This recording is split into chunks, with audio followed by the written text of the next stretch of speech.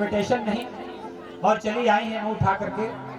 बहनें भी हंस रही हैं। और जब सारे यज्ञ का निरीक्षण किया है माँ भगवती ने, तो वहां पर देखा है क्षति जाय देखो तब जागा, कतहु न देख शंभु कर भाग।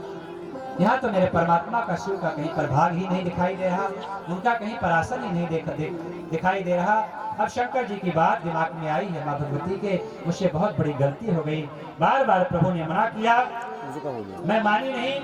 यहाँ पर बहुत धिक्कारा है, देवताओं को बड़ी फटकार लगाई है माँ भगवती ने, ऋषियों को डांटा है, देवताओं को डांटा है। तुम्हारा विनाश हो जाएगा, तुम्हारा कल्याण नहीं होगा, शिव के बगैर यह यज्ञ कल्याणकारी नहीं हो सकता। और माँ भगवती ने तजहु तुरत जहिते ही हेतु, और धरि चंद्र मौलि वृष केतु।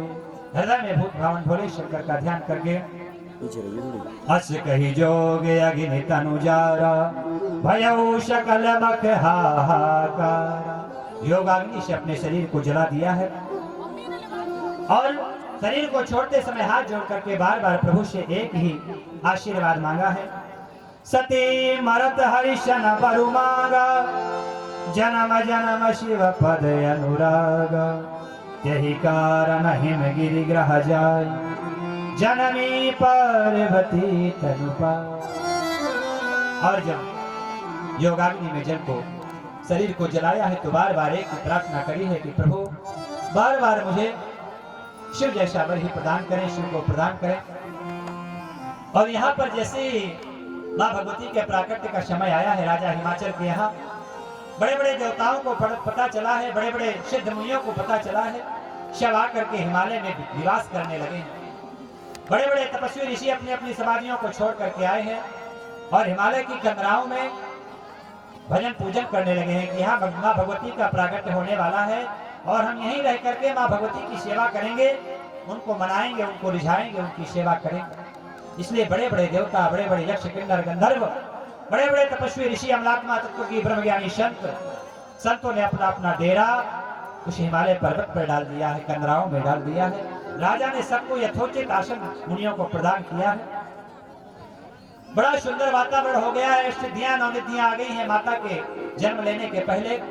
चारों तरफ बड़ा सुंदर वातावरण हो गया है, जो पुष्प कभी नहीं खिलते वे पुष्प खिल उठे हैं, चारों तरफ हरियाली छा गई है, मानो बसंत का आगमन हो रहा। कोयले घूम रही है, चिड़िया चहचहा रही है, मयूर नृत्य कर रहे हैं, मंद सुगंध वायु चल रही है माँ भगवती का स्वागत करने के लिए। पशु वरु पक्षी नर सहित समस्त मस्त, अस्त व्यस्त रीति प्रीति को विचारी है, कि बार बार बसित बसंती शुभयारी वह, हिमालय की चोटिन मध्य बसंत बहार है।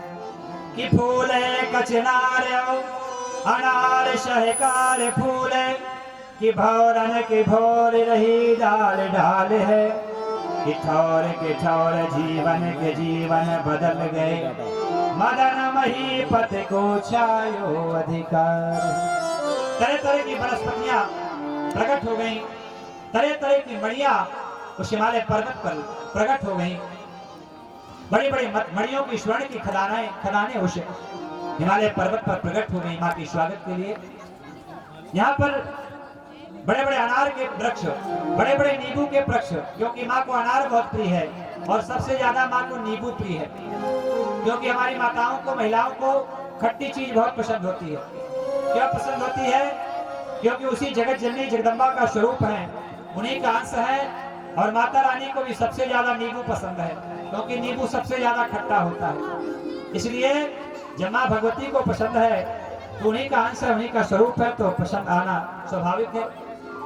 आप कहीं निमंत्रण में माताएं इकट्ठा हो, और वहां पर आप 500 प्लेटों में चाट लगा दीजिए, 500 प्लेटों में चाट लगा दीजिए, टिकिया लगा दीजिए, और 50 दोनों में आप रसगुल्ले लगा दीजिए, 50 दोनों में रसगुल्ले लगा दीजिए, और 500 दोनों में आप चाट लगा दीजिए, टिकिया लगा दीजिए, तो 500 दोनों में से एक भी नहीं बचेगा, और रसगुल्ले के 50 दोनों में से चाहे 2-4 बच भी जाए।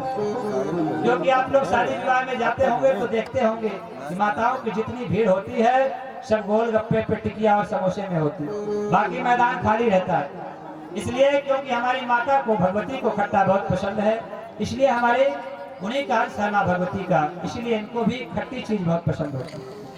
तो बड़े बड़े नींबू के वृक्ष, बिजौरा नींबू जिसे कहते हैं, बड़े बड़े नींबू के वृक्ष, बड़े सुंदर सुंदर अनार वहां पर प्रकट हो गए माँ भगवती की सेवा में।